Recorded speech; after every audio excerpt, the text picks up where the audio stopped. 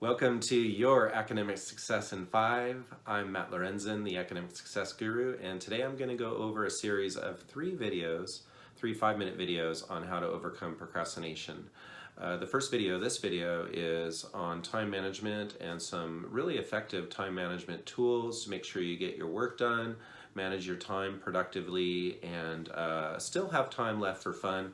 And when you're doing this fun, you won't feel guilty about not having work done because you would have already done it. Then the other two videos are on common causes to procrastination and some awesome solutions. So without further ado, let's jump into it. Some fundamentals to academic success is to really master yourself, master your time, be productive with your time, turn in effective work, move towards your goals, and to this end, of course, overcome procrastination, which I define really as avoidance, or rather delaying, putting off important tasks to a later date. Now there's different types of delay. There's strategic delay, or active delay they call it, which is you're doing your research, you're actively reading and prepping and answering questions maybe in your head or writing them out. But you're saving that final project towards the later part, right before it's due perhaps. And you're using that approaching deadline as motivation. This is sort of a conscious process of delay, which I do not consider procrastination. Procrastination, rather, I consider as unnecessary delay. The student's not actively working on the project. They're often making unconscious decisions about pushing stuff off till the last moment. And they're often for irrational reasons. What it leads to is an extreme amount of stress and certainly poor quality work and lower grades. And what I want to remind you is that that stress really isn't worth it. Your goals are really important and you're important. And so, let's talk about how to overcome procrastination and get your work done.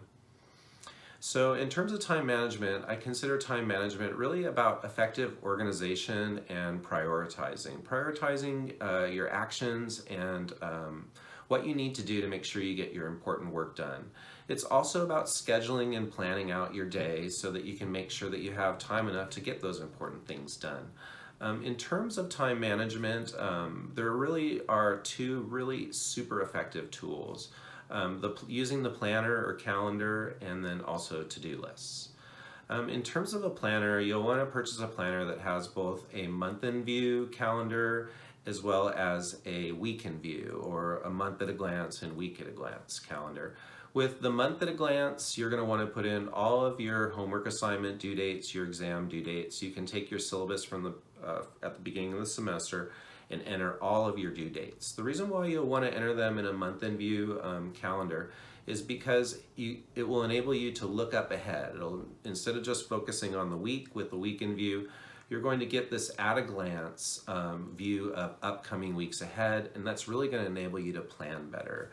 And remember, time management is about effective planning.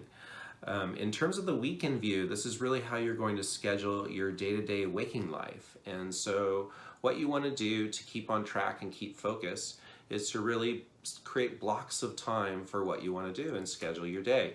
Start with your school schedule, which doesn't change, and write out your blocks of time for that. On Monday, 8 to 12. Your work schedule, 1 to 5 or whatever that may be.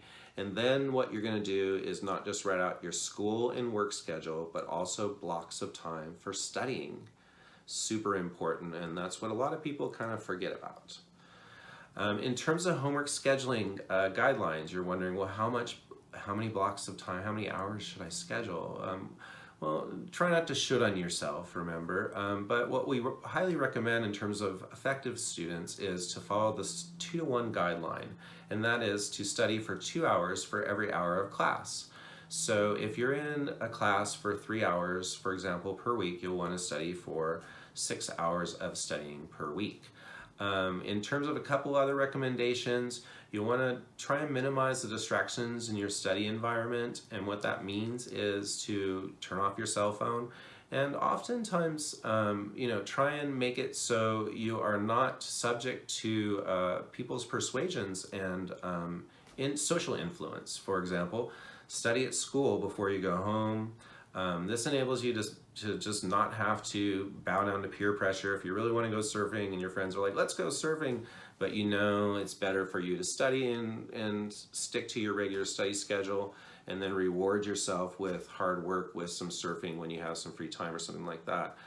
This is going to be incredibly effective to manage your study environment. Also, to follow success rules. One of the success rules that I like to follow is to do work before fun, and then reward work done with fun. And then in terms of your study session to be effective, what you want to try and do is create some time frames for your study session. Ask yourself, what would I like to get done in these next couple hours? And then kind of take charge and do it. In terms of to-do lists, what you'll want to do is, these are a great way to figure out what you need to do in a certain time period and just knock them out. What you want to do is write out all the important things that you have to do, and then what you want to do is separate them according to importance and urgency. If something is really important and also super urgent, you'll want to put that at the top of the list. When you get those tasks done, mark them off, because that feels super awesome, and give yourself some positive rewards like great job, telling yourself that, as well as reward yourself with other ways like fun and stuff after you've done the work. Now, lastly, a couple things. If time management is kind of writing out your time in a planner and stuff like that, you'll also want to engage in effective self-management, which is executing the plan. And in the next couple videos, I'm going to talk about common causes to procrastination and some awesome solutions to overcoming procrastination. And that's really about effective self-management. So hopefully you'll check out those videos. If you want more tips and wisdom on student success, check out my website at www.academicsuccessguru.com, or check out my book, Your Academic Success, The Academic Success Guru's Secrets to School Success, available now on Amazon. Thank you so much for watching, and this is Matt Lorenzen, the Academic Success Guru, signing off.